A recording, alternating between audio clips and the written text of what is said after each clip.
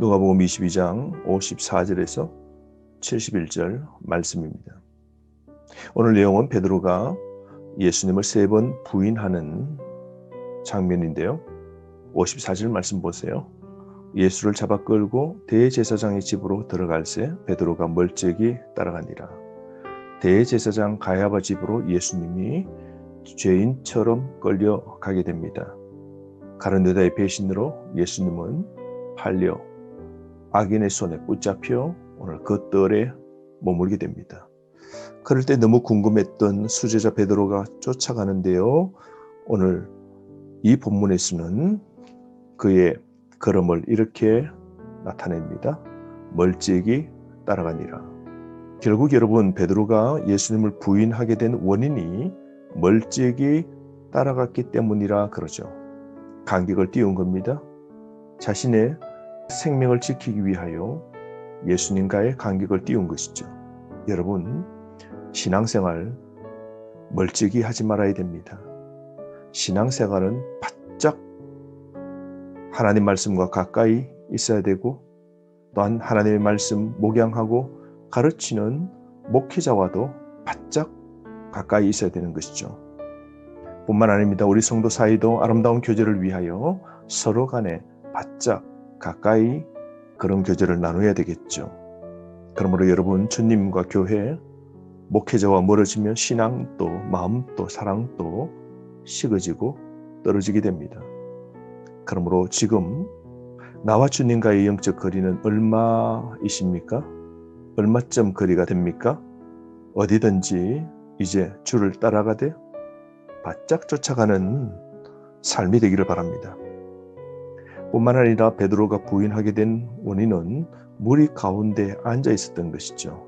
55절, 사람들이 뜰 가운데 밤중이니까 불을 피우고 함께 앉았는지라.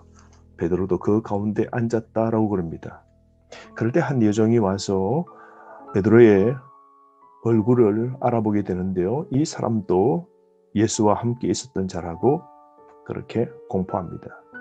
그러자 베드로가 놀랍니다. 57절, 이 여자여 내가 그를 알지 못하노라. 예수님을 부인한 거죠. 예수님을 모르는 척 부인합니다. 예수님과 전혀 관계 없는 사이인 척 예수님을 부인하게 되죠.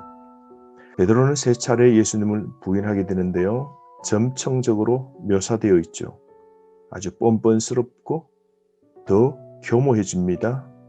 주님을 모른다 부인하고 더 강력하게 부인하게 되지만, 그러나 그 마음속에 자책하는 마음도 점점 커져갔을 겁니다. 그래서 61절 말씀을 보면 결국 예수님과 시선을 마주치게 되는데요. 그때 그는 크게 회개하게 되죠. 베드로의 양심의 마음은 어떻겠습니까? 여러분, 아무리 예수님을 사랑해도 자기 생명과 맞바꿀 수 없는 우리의 연약한 마음 있지 않습니까? 우리는 살아오면서 이렇게 두은 마음 품은 적 없나요? 예수님을 모르는 척해야 내가 내 명예를 지키고, 예수님을 부인해야 내가 체면을 지킬 수 있다 생각하며 주님과 멀찌감치 거리를 띄운 적 없습니까? 그리고 세상의 한가운데 앉아서 불신자와 예수님을 배신하는 자들과 어울려 주를 모른다고, 교회를 모른다고 그렇게 한 적 없습니까? 어쩌면 이 베드로의 연약한 모습, 그것이 바로 우리의 모습일 수도 있는 것이죠. 58절 말씀, 두 번째 부인하게 되는데요. 다른 사람이 보고 또 말합니다. 당신이 예수의 제자 따르는 사람이다 라고 말하자 베드로가 이 사람아 나는 아니로다 라고 말합니다. 그런데 시간이 지납니다. 59절, 1시간 뒤에 또 다른 사람이 와서 그렇게 묻자 60절, 베드로가 3번째, 이 사람아 나는 내가 하는 말을 알지 못하노라 라고 강력하게 부인합니다. 1시간 지나서 끔찍한 베드로의 실패를 우리는 보게 되죠. 여러분, 세상 속에서 또 직장과 다니는 학교에서 그리스도 믿는다고 우리는 떳떳하게 고백합시다. 알려지는 걸 두려워하지 말아야 됩니다. 우리는 예수님의 제자, 성도임을 부인하지 말아야 됩니다. 우리가 주를 부인할 때 베드로처럼 영의 일을 따르는 것이 아니라 육체를 따라 행동하는 삶이 되는 것이죠. 베드로는 강력하게 주님을 모른다고 부인합니다. 여러분, 우리도 예수님을 전혀 모른다고 지난 과거에 부인한 적 없으십니까? 그런 기억, 부끄러운 일이 떠오르진 않습니까? 그럴 때 베드로의 마음 또한 어떠했겠습니까? 부인했던 마음이 편했을까요? 그런데 3번 부인하자 닭이 곧 울더라. 60절 그러죠? 마가복음 14장 30절 말씀에 보면 닭 울기 전에 2번 울기 전에 베드로가 3번 부인할 거다라고 그렇게 말씀했지 않습니까? 닭이 드디어 마지막 울게 됩니다. 울음소리에 베드로는 무엇인가 깨닫게 되었겠죠. 근데 그 전에 61절 이런 사건이 있었습니다. 61절 말씀 주목하십시오. 주께서 돌이켜 베드로를 보시니 베드로가 주의 말씀 곧 오늘 닭 울기 전에 내가 3번 나를 부인하리라 하심이 생각나서 밖에 나가서 심히 통곡하니라. 주께서 베드로를 보셨답니다. 여러분 61절 굉장히 의미 있고 반전이지 않습니까?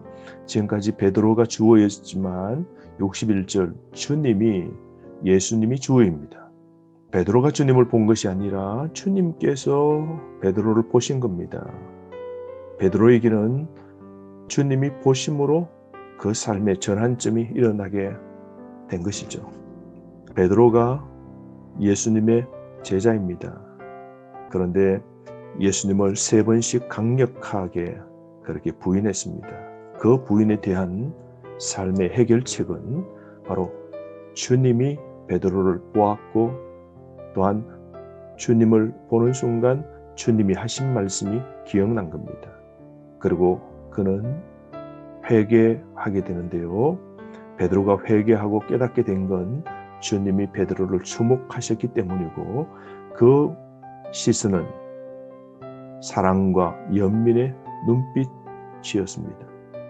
그러므로 예수님의 그 사랑의 눈빛에 베드로의 마음은 녹아졌고 통회하는 슬픔과 회개와 자복이 일어난 것이죠. 즉시 회개한 겁니다. 여러분, 말씀의 죄를 우리가 깨달을 수 있는 것이죠. 그러므로 말씀이 죄를 깨닫게 하고 회개케 하며 우리를 살리는 겁니다. 오늘 또 말씀 가까이 해야 됩니다. 그래야 우리의 생명과 소망을 다시 가질 수 있는 것이죠. 그러므로 우리가 잘못했을 때 하나님의 말씀 볼 때에 여러분 지체하지 말고 철저히 회개해야 다시 회복되어지는 겁니다. 63절 말씀부터 시작해서 71절까지 재판받으시는 예수님의 모습이신데요. 63절 가야바 법정에서 일어난 일인데요. 사람들이 예수를 희롱하고 때립니다. 그리고 당신이 선지자 노릇하라. 너를 친 자가 누구냐? 라고 밤중에 불법적으로 신문하며 영적인 예수님의 능력을 비웃고 조롱하는 겁니다. 오늘 시대에도 수많은 사람들이 예수님의 능력, 메시아임을 부인하죠. 예수님을 희롱하고 조롱하지 않습니까? 교단과 학계와 정치, 경제, 사회, 문화, 국방, 외교 모든 분야에서 예수 그리스도를 희롱하고 예수님의 복음을 가로막는 이런 악한 일들을 얼마나 많이 하고 있는 시대입니까? 뿐만 아닙니다. 65절에 이 외에도 많은 말로 욕하더라. 신체적으로 예수님을 말로 학대하고 예수님은 수많은 고난을 당하게 되죠. 이사야 50장 6절, 53장 3절부터 해서 말씀을 보시면 희롱 당하시는 메시아의 모습을 보게 됩니다.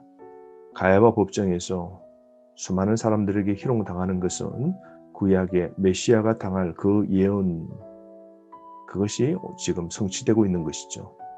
예수님의 구속 사역 이루시기 위하여 예수님은 숨어도 지금 묵묵히 다 참아내시는 겁니다. 그러고 난 다음 66절, 다음 날 아침이 됩니다. 사내들인이 빠르게 소집됩니다.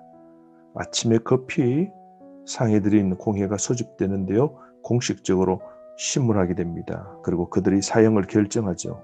실은 사내들인 공회는 사형 집행권이 없습니다. 그럼에도 이들은 대제사장, 서기관, 바리새인들, 사두개인들, 이들은 서로 친한 관계가 아닙니다. 대적의 관계입니다. 그럼에도 예수님을 죽이고 심판하는 일에서는 이렇게 이른 아침 빠르게 하나가 되는 겁니다. 악한 일에 이렇게 동조하는 것 보십시오.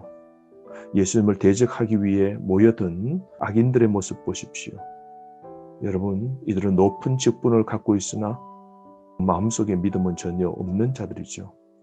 그러므로 오늘 삶을 살 때도 절대 악한 일에 동조하지 마십시오. 악한 자들과 하나 되지 마십시오. 67절 말씀부터 보시면 예수님은 자신을 메시아라고 주장합니다. 69절 말씀에 나는 인자라고, 그리고 부활해서 하늘 우편에 있을 거라고 예수님은 자신을 그렇게 나타냅니다. 70절 말씀에 예수님은 나는 하나님의 아들이라고 주장하게 되죠. 그러므로 예수님은 오늘 이 신문 가정 속에 나는 메시아고 하나님의 아들이고 인자라고 시인하게 됩니다. 사랑하는 성도 여러분, 오늘 하루 깨어 삽시다. 주님은 나를 위하여 십자가에 못 박히시고 수많은 고난도 묵묵하게 감내합니다. 그리고 구약의 예언을 성취하기 위하여 하나님의 구속 사역을 이루시기 위하여 이 모든 고통과 수모도 다 참아내는 것 보십시오. 우리도 주를 위하여 당하는 고난이 있다면 신앙 때문에 세상 속에서 핍박당하고 억울한 일을 당할 때마다 주님이 걸으셨던 이 참된 길 우리도 따라가야 되지 않겠습니까? 오늘 보신 말씀 61절 다시 한번 주목해 볼 수 있죠? 예수님의 시선 참 아름다운데요. 예수님은 한마디도 안 하셨고 베드로는 한마디도 못하고 있죠. 베드로는 예수님의 눈빛을 보고 그의 말을 기억하고 통곡했지 않습니까? 기억합시다. 우리가 실수해도 하나님의 은혜 때문에 우리는 일어설 수 있는 것입니다. 오늘도 우리가 절망과 실패와 낙심과 자책에서 눈을 돌려 주님을 봅시다. 그렇다면 회복이 시작될 겁니다. 오늘도 넘어지고 실수에도 불구하고 하나님, 예수님만 바라보면 일어설 수 있는 겁니다. 하루 주신 말씀으로 승리하시길 바랍니다.